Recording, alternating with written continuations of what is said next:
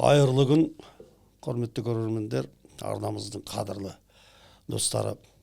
Тарихты ұмытпағанымыз ләзім деп жатамыз.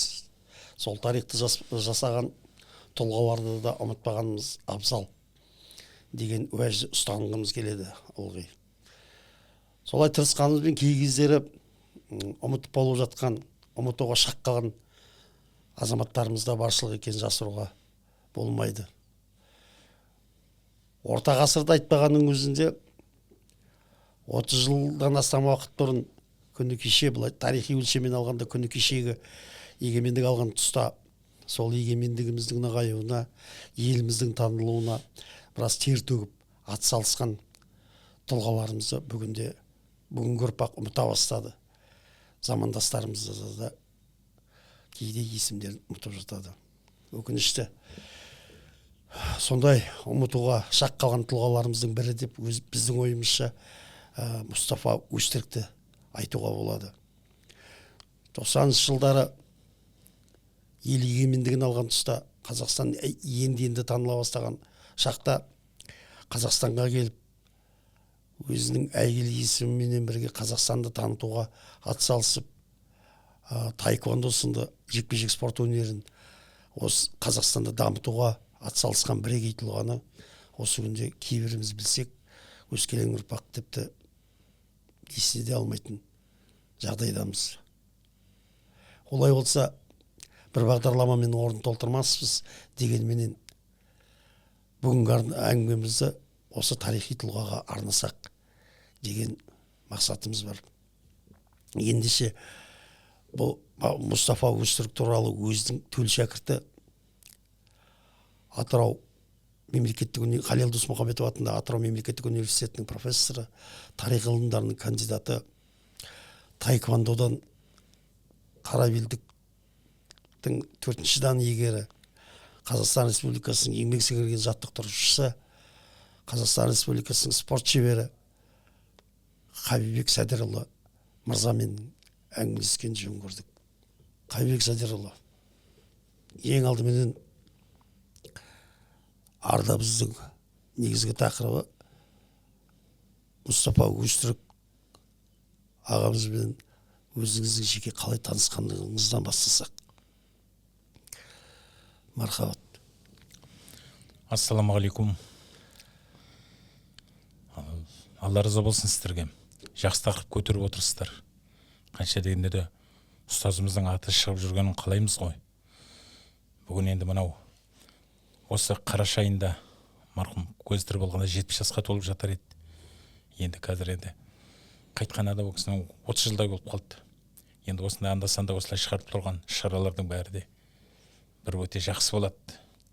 Ол бізге де кейіннен насихаттап жүруімізге жеңіл болады. Сондықтан да көп рахмет сізге, Қарша бауырым. Ал енді Мұстафамен мен енді 1992 жылы таныстым. Ол кезде мен Атырауда таеквондо үйірмесі болатын еді менде. Өзі таеквондо өзі бірнеше стильдерден тұрады ғой мұнаға. Соны менің стилім кішкене бөлек стиль болатын. Мұстафаның әлемдік олимпиадалық стиль болды. Сондықтан да осыған өзіме ауысқым келіп жүрді. Ол үшін алдында Мұстафаның алдынан өтуім керек болды. Сосын одан тәлім-тәрбие алуым керек, сабақ алуым керек болды. Сол үшін 1992 жылы өзім әдейі іздеп бардым. Сонда айтқан ойымды айттым. Ол кісі маған айтқан сөздерінің бәрін тыңдадым. Сол жерде сол мені өзімен бірге Бішкек қаласында өтетін, Ыстықкөлде өтетін оқу жаттығу жиынына алып кететін болды. Сол оқу жаттығу жиынына болып 12 күндей болып, сол жерде мен сол Мұстафаның манағы стилі, яғни таеквондоның сол қазіргі мына ВТФ деп атайды, бүкіл әлемдік таеквондо федерациясының стиліне соған көшіп қара белдіктің бірінші дан деген атағын алдым. Сөйтіп мен осы таеквондо саласында Атырауға келіп, содан кейін сол Мұстафаның мектебін одан әрі қарай дамытып сол нетіп кеттім. Көп кешікпей сол облыста федерация құрдық. Сол федерацияның өзім алғашқы президенті болдым дегендей. Сол өзім қасымда бір Аралбай деген бір жақсы бір жігіт болды. Негізі Мұстафаның соны қойған федерацияның президенті деп. Одан кейін енді мына спортпен нені қатар атқару керек болды мұнаға. Мына федерацияны басқару жұмысын, сондықтан да оны арада көп кешікпей өзім алдым. Осылай сол Мұстафаны 1992 жылдың егер қателеспесем тамыз айының 16 күнінен бастап таниды екенмін. Жеке сөйлесіп, енді оған дейін әлгі өзінің нелерінің бәрінде әртүрлі көрмеде қоятын мана қойылымдардың бәрінде көріп жүрдім енді. Ол кезде бұндай танысқан жоқпын. Сосын енді Атырауда болғанда хабарласып тұратынмын. Ол кісі алдыңғы жылдар қайта Германияға барып келіп жүрдік. Жанұясы Германияда болатын. Кейіннен енді Қазақстанға бір жола көшіп келгеннен кейін шаруам болғанда, ақылдасатын жерлер болғанда, немесе өзім баратын болғанда, қай жерде екенін біліп, сол барып кетіп жүрдім. Осындай жағдай. Қойылым дегеннен шығады. 90-шы жылдары өзіңіз де білесіз, бүкіл ел бойынша мынау бейне салондар дейтін қаптап кетті ғой. Сол бейне салондарда көрсететін банағы әртістер сол кездердегі Брюс Ли, Чак Норрис деп жатамыз, әйгілі спортшылар, бір жағынан киноактерлар, Джеки Чан деп жатамыз. Солар кеңінен танымал болды ғой. Ал кейбір аңыз әңгімелерге сенсек, Мұстафа ағамыз сол Брюс Лимен бір залда жаттықты дейтін әңгіме бар. Бұл қаншалықты рас? Мен өз басым музыканың аузынан естіген жоқпын. Өйткені мен енді негізі қатынасқаным былай көп уақыт болған жоқ қой менікі. Оның үстіне соң Атырауда тұрдым, барған сайын тек қана кездесіп қана тұрдым. Оның үстіне сосын манағы жаттауға, ұйымдастыру шаруаларына ғана ақылдасып жүрдім. Бірақ естіген адамдар бар. Мусекең Байділда деген, Жұмабеков Байділда деген қазір Алматыда тұрады. Ол кезде Жамбыл облыстық таеквондо федерациясының президенті болатын. Сол жігіт Мусекеңді бір рет Германияға деген баратын болғанда Москваға не шарп тастаған екен. Осы Москвада ары қарай өзі Берлинге, Мюнхенге ұшып кетеді. Мусекең Байділда Алматыға келіп жүрді. Сонда отырған сұрадым дейді, сонда айтты дейді. Мен манаға Тайванда занимация етіп жүрген дейді. Бұл Гонконгқа бір жерге өте жиі бара беретін болған бұлар. Өздері осы шығыс елдерінде осы қатынас біздікіндей емес. Мысалы өте жиі араласып тұратын болу керек. Сонда жүргенде кім Брюс Ли осындай бір Азия халықтарын соның ішінде нелерді іздеп жүретін дейді. Сол менің енді түрі бұл енді Қытайға да келмейді, Тайванға да келмейді, басқа неге келмейді, түрі бөлек қой. Соң келіп ұсыныс жасаған болу керек. Сен менімен бірге киноға түсші деп. Соң Мусекең үйімен ақылдасам деп сол күні кешке үйіне телефон соғады. Телефон соқса әкесі қарсы болған сияқты. Біз сені киноға түсіру үшін жіберген жоқпыз. Олардың киносы және қазақтарды соларды өте төмен қылып көрсетеді.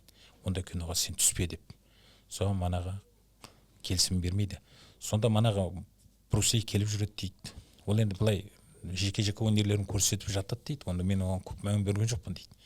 Бірақ Мұстафаның Брюс Лидің жақта артист болған, сосын жүрген жерінің бәрінде де мен Қытаймын деп жүргенін өте жоғары бағалайтынмын деп сондай бір әңгімелерді айтты. Әкесі туралы әңгіме айтып кеттіңіз. Мына өзінің ресми өмірбаянында да айтылады. Мұстафа Өзтүріктің әкесі Қабен Ақсақалда палуан болған, шешен болған дейді ғой. Оны өткенде мен мамыр айының соңғы 10 күндігінде Түркияға барып келгенмін. Сонда барғанда осы Мусекең өзі ағайындарымен сөйлестім. Сонда әңгіме болды. Қабен деген ақсақал марқұм, ол ол кісінде жерленген жер сол мана Мусекең жатқан бейтінде. Біз барғанда сол жерде де барып мана дұға оқыдық. Бейтін таба алмадым да, жалпы былай қауымға оқыдық, сол кісінің атын атап оқыдық дегендей. Сол Қабен ақсақал негізі мына Қытайдан бүкіл көш кетеді ғой, мына жақсы жер іздеп, ол жақта мана Шанхай шердің үкіметі бұларға тыныштық бермейді. Сол кезде бұлардың бәрі қашып қашқанда біраз қазақтар, осындай мықты қазақтар, қол бастай алатын қазақтар, сол манаға өзінің артына ерген ауылын, елін дегенде алып бірге жүреді. Бұлар анау Гималай тауын, солардың бәрін айтып, Памирмен сөйтіп манаға әуелі манаға Қытайдан асып Индияға барып, Индиядан кейін Пәкістанға барып, сосын ар жағынан Пәкістаннан кейін сөйтіп барып Түркияға жеткен екен ортасында. Сонда манаға сондайларда жүргенде сол бүкіл қол басқарып астына елін ерткен адамның біреуі екен сол Қабен ақсақал. Оны екінші Қабдрахиман деп аты. Сол жерге келген. Сосын енді келгеннен кейін Түркияға келген уақытта түріктер енді таң қалады бұларда. Бұлар ата жерімізден келіп отырған, бұлар қазақ, біздің туысқанымыз деп қарайды да, бірақ қолдарынан не келеді екен деп кешке қарай бұлардың ауылына келіп бәрі қарайды екен. Сол қазақтар таң қалдырған дейді. Әлгі не бауырсақ пісіреді, не пісіреді, соның бәрін түріктер таң қалып қарап отырады екен. Осы мана күрес ұйымдастырады екен. Сол мана бір үлкен түрік шығып, бәрін қарама қарсы келгенде түркі бар, басқасы бар, жеңе береді дейді. Соң қазақтар тұрып, сол Қабен ақсақалға сіз шығыңыз деп содан біраз кішкене тұрады дейді. Содан кейін не болса да деп шығады. Шыққаннан кейін мана үлкен түріктің палуаны мына кісі жеңеді. Жеңген уақытта сол жерде түріктердің бәрі кәдімгі аң-таң болып қалды дейді. Мана айтып отырған Мансур деген кісі сол тежі сол жерде қазақтарды басқарып отырған адам, сол Мусекеңнің ағайындары болып келеді, немере ағайындары. Сол айтады, содан кейін дейді бізге түріктер өте жақсы қарады дейді. Біз ана мал бағып жүргенде арасына келіп бір тиісіп кететіндер болатын дейді. Ондайларды қойды дейді. Әрбір қазақты көргенде бір түрлі осының қолына көп нәрсе келеді дегенде бізге таң қалып қарап отырды дейді. Сол бұл кісі өте күрескен адам. Сосын екінші Мусекеңнің мамасы да атқа шапқан адам. Мамасының әкесі Қайыс деген батыр болу керек, егер қателеспесем. Сол кісі әлгі бұрында қазақтарды естірдің бе жоқ па, бір күшін көру үшін не күреседі екен бірмен-бірі, болмаса бір үлкен тастарды ма бірдеңені көтереді екен. Сол манағы бір жерден тасты көтеріп екінші жерге дейін бір үлкен тасты апарады екен. Соны ешкім жылжыта алмайды, ешкім одан асыра алмайды. Сол Қайыс палуанның көтерген тасы деп атаған сондай адам екен бұрын нағашы жағынан. Мусекең сол екі жағынан да сондай батыр адам болған, мықты палуан адамдардың рухынан шыққан, несінен шыққан, солардан неткен жаралған адам. Алғашқы елге келгендегі алғашқы сұхбаттардан байқағанымыздай, бұл кісі өзінің экранның алдында да, камераның алдында да ұстай білді. Бақсақ бұл кісі халықаралық журналистика мамандығын таңдап сол бойынша білім алған екен ғой. Иә, 1970 жылы Мусекең 16 жаста, енді ана біз енді былай үйреніп қалғанбыз ғой, 7 жаста мектепке барғанда 10 жылдықты 17-те бітіреді деп. Енді шетелде кішкене бөлік болу керек. Не Мусекең 6 жаста барып отыр, не 7 жаста барады, бірақ 9 жыл оқиды ау деймін. Сол орта білімнің деңгейінде бітіріп шығады ау деймін мектепті. Түркияда, Қайсер деген жерде. Сол кезде Түркияда бір үлкен бір не болады. Оны кейіннен айтады, Қасенжан Алтай деген бір үлкен сол Мусекеңнің досы бар. Сол айтады, менің әкем дейді. Әлгі Министерство иностранных дел дейді, шетел министрлігінде жұмыс жасайды екен Тайванда. Сол кісі манағы Түркияға келіп адамдар шақырады. Әншейін оқыту бар екен, Тайванда оқу керек екен деп. Олай дейтін себебі Шанхайши Тайванға келгеннен кейін өзін мемлекет ретінде көрсетейін деп, Қытайдан бөлек мемлекет ретінде деп, дүниежүзіндегі мана мықты-мықты елдердің адамдарын алып үйрек оқытады екен. Тайван университетін бітірді деген қағазбен барады екен. Солай мана өзін көрсету керек болады. Сол манағы капиталистік елдерден алу керек. Түркия ол кезде таза капиталистік ел болып саналатын еді. Содан сол жерден келіп 20 адамға квота береді әншейін оқуға. Ал түріктердің қазір ғой мына кішкене әлемде мана көп нәрсені алға жүргені. Ол кездерде кілең кәсіппен айналысатын халық болу керек. Ешкім оқуға бармаған. Сол 20 қазақ барған екен. 20 қазақ Тайванға барады, соның біреуі болды Мусекең барыпты. Тайванға барғанда кім қандай мамандық алады деп сөйдейді. Барғанда олардың түсінігі бойынша ең бірінші ағылшын тілін, сосын Қытай тілін үйрету екен. Сол кезде Мусекең сол жерде барғанда мана Тайванда сол футбол ойнайды, команда құрады. Олардан сырттан келген адамдардың өзінің бір командасы болған. Олардың эйджин дейме бірдеңе деп атау керек. Сонда мана команда құрып сөйтіп ойнап жүреді де, сол ағылшынша үйреніп, қытайша үйреніп сол жерде. Сол көп кешікпей Тайванда халықаралық университетте журналистика факультетін бітіреді. Егер қателеспесем, факультеттің аты халықаралық журналистика болу керек.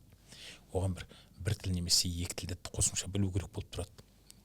Соны оқып, соны бітіріп алады сол жерде.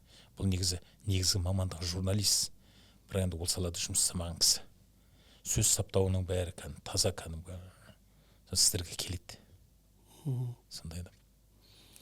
Енді Мұстафа Өзтүріктің есімін атауға тыйым салынбағанымен соңғы жылдары, соңғы 10 шақты жылдың бедерінде ол кісі туралы ақпарат айдынында мағлұматтар азайып кетті. Бұның сыры неде, бір тыйым салды ма? Неге солай болып кетті? Ешкім тыйым салынбаған сияқты да. Енді көзден кетсе көңілден кетті деген бар ғой. Мен мына Атырау университетінде спорт факт еді ғой баяғы. Дене шынықтыру спорт мамандығының факультетін сабақ беремін. Студенттерін сұрасам білмейді екен. Олай дейтін себебі қазір жастардың манағы өзінің бір қызығатын тақырыптарының бәрінен бұл кішкене алыс қалды ау деймін. Енді ешкім тыйым салып жатқан жоқ. Бірақ енді айтатын біз сияқты адамдардың саны азайып бара жатыр ма, сосын манағы жастарға осыны кәдімгі кәдімгі барынша барын салып тұрып жан жақтан қоймастай үйрететін айтатын адамдардың саны азайып бара жатыр ма, әлде олар оны қолға алмай ма? Қазір ешкім ондайға көп көңіл бөліп отырған жоқ. Сондықтан да осындай бір неміз бар, кемшілігіміз. Мана сол енді дегенмен мен бір нәрсені айтайын. Негізі Мусекең туралы бұрын соңды жатқан нәрселердің бәрін қайталай беріп, өйткені қазір көп қызға да басылып бара жатыр.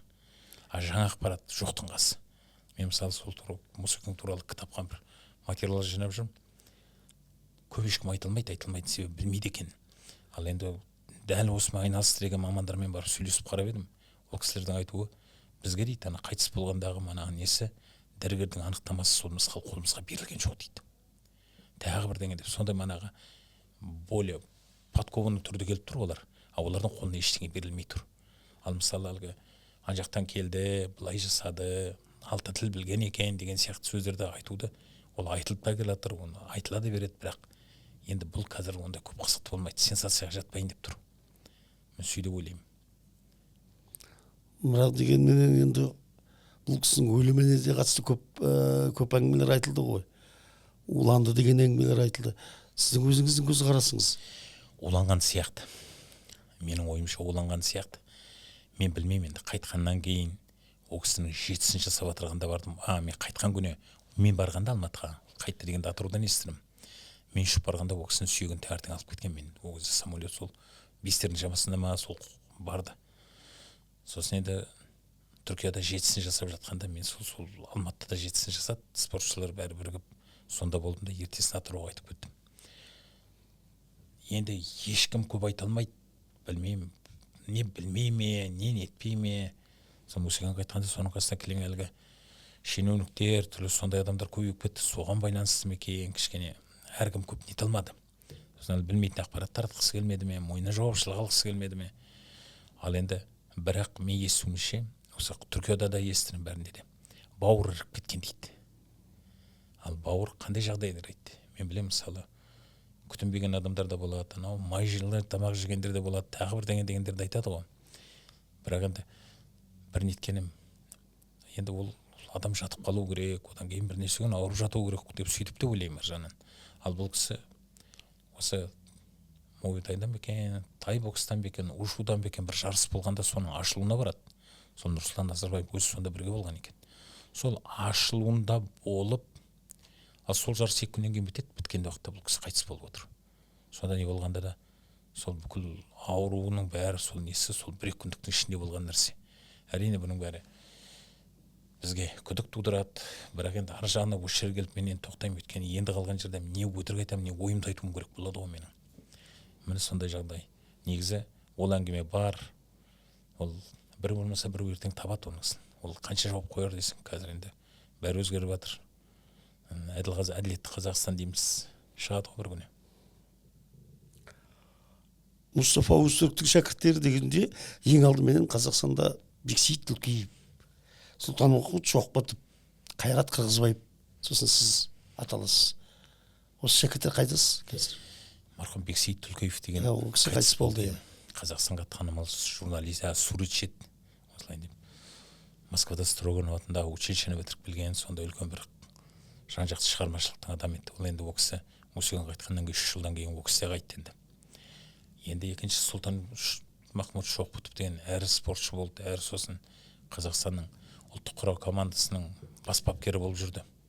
Ол кісі қазір енді спорттың таеквондо саласынан кеткенмен Қазақстан спорт саласында жүр. Жоғары білімді. Негізі 2 мамандығы бар. Бірінші мамандығы ана Москвада, қазір Тверь деп атайды, Калинин деп аталды кезінде, сол қалада өзі сол университетте сол экономист бекен бірдеңе бітіріп келген жігіт. Қызыл дипломмен бітірген. Сосын кейіннен спорт саласына келіп осы сала кеткеннен кейін Шымкентте, Түркістанда Қожа Ахмет Яссауи атындағы университетте сол дене шынықтыру факультетін бітірген екен. Бұл жігіт сол бар Алматыда. Оны телефонмен сөйлесіп тұрамыз. Бірақ енді бұл таза таеквондо саласында емес. Ана мүгедектер арасында спортшылардың несінде бір шәкірттері жүр. Солардан бір көріп қалам. Енді екінші Қайрат Қырғызбаев. Осы таеквондода көп еңбек сіңірген жігіттердің бірі. Сол марқұм Бекеңмен бірге қасында жүрді. Одан кейін мана федерация президенті Шамсат Исақов болғанда да Қайрат Қырғызбаев жүрді.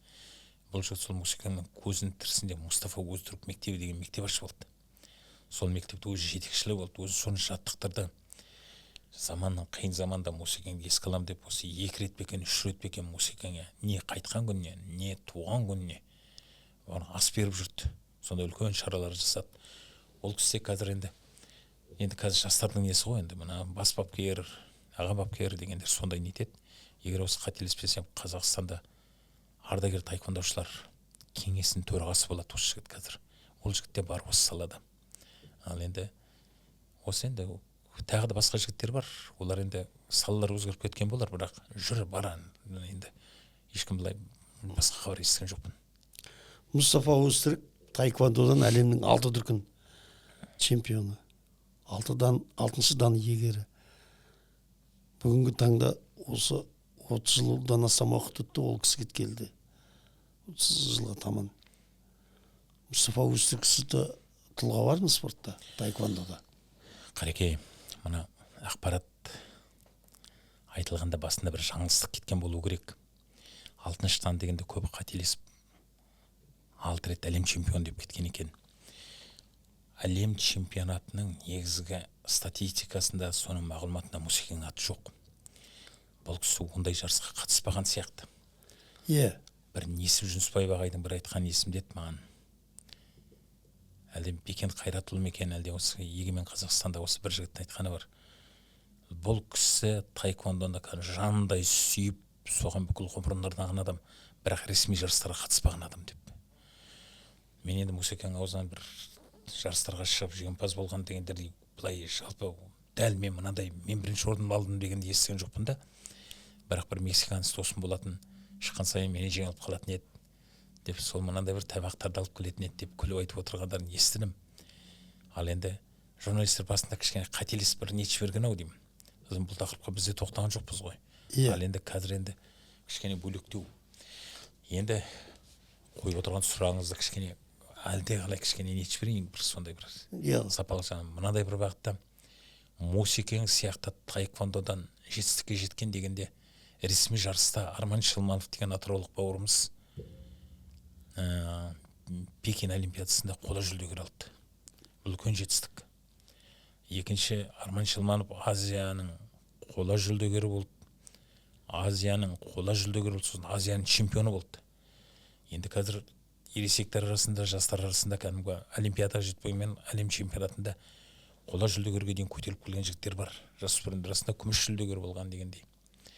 Енді былай үлкен дәрежеге бір ресми жарыстар шығып жүр. Ал Мусекең сияқты таеквондоны кең түсініп, оның басқа қырлары бар. Егер осы нетсе, онда қазір айта аламын, өзім шамам келгенше сондай дәрежеге жететін адам мен көрмеймін, әлде аңғармаймын ба? Мен Атыраудамын ғой. Алматы жақта болып отырған, Астана жақта болып отырған жағдайларда көп былай сыртынан барып, өткеннен кейін барып естіп жатырмын. Бірақ мен ондай адамды көрмеген сияқтымын. Сонда әлемнің 6 дүркін чемпионы дейтін Жансақ ақпарат па? Жансақ ақпарат. Ал 6-шы дан иегері дейтін? 6-шы дан ол таза кәдімгі бар әңгіме. Ол кісіге көзінің тірісінде 7-ші дан берейік дегендей болды. Мен оны бұрын білмеуші едім. Осы өзім 4-ші дан алғаннан кейін барып білдім. Негізі таеквондошылар 1-ші данға дейін әлгі өнерін көрсетіп жүреді екен де, 1 мен 2-ден кейін 2-ші данға дейін несінің кезінде тағы бірдемелерін көрсетіп әлгі өзінің талаптары бар ғой емтиханда. Тас сындыруын керек, секіріп теуін керек, анау-мынау деген. Ал ары қарай кішкене несі өзгереді оның. 4-ші даннан кейін таеквондоға сіңірген еңбегін қарай кетеді екен. Мусекеңнің мысалы таеквондоның ашқан мектептерін айтайын. Тайванда жүргенде өзінің досы әрі ұстазы болған Хонгтың мектебін жүргізген екен. Сосын екінші бұның үлкен ұстазының аты Паркиман деген кәрес болды. Хон Сири, сосын Паркиман дейді. Сол Паркиман дегенді кейін барып білдім.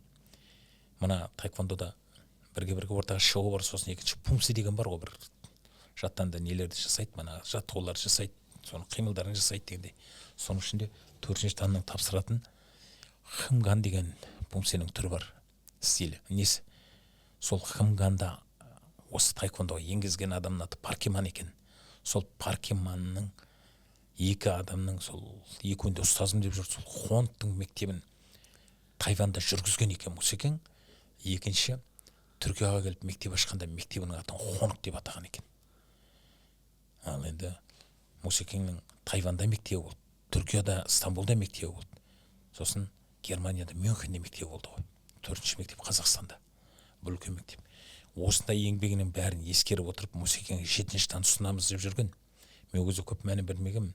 Сол ұсынылған ұсынылмағанын білмеймін, бірақ алып үлгерген жоқ, ондай естіген жоқпын алды дегенде. 6-шыдан ол болды. Мен осы бір көрдім-ау деймін несін, сертификатын үлкен бір осы. Мынау Атри деген газеттегі қағаз сияқты үлкендігім. Астында кәдімгі анандай печаттары, қойылатын мөрі, кәдімгі бір әлгі сорғышпен әткендей бұл қап-қалың болып сондай болып тұрады. Ол әлгі біздің еренлігі WhatsApp-пен кісі-кіргістен түскен емес, анандай бір ерекше немен суреттерінің бәрі бір тазалау үшін жазылған ба, сондай бір сөйтіп. Және бұл кәдімгі заңды түрде Мусекең өзіне естігені бар. Мен 4-шіден алғанда мұсылман халықтардың ішінде ешкім алмаған екен, мен бірінші болып алған екенмін дейді. Сөйтіп манағы дандарды сөйтіп алған екен. Бұл да тазаған нәрсе. Жоғарыда өзіңіз айтып кеттіңіз, Арман Шылманов дедіңіз. Бір кездері Атырауда атты есімдері дүркіреген Арман Шылманов, Лия Нуркина, осы таеквондо спорт түрінен. Қазір көп аталмайды спорт таеквондодан.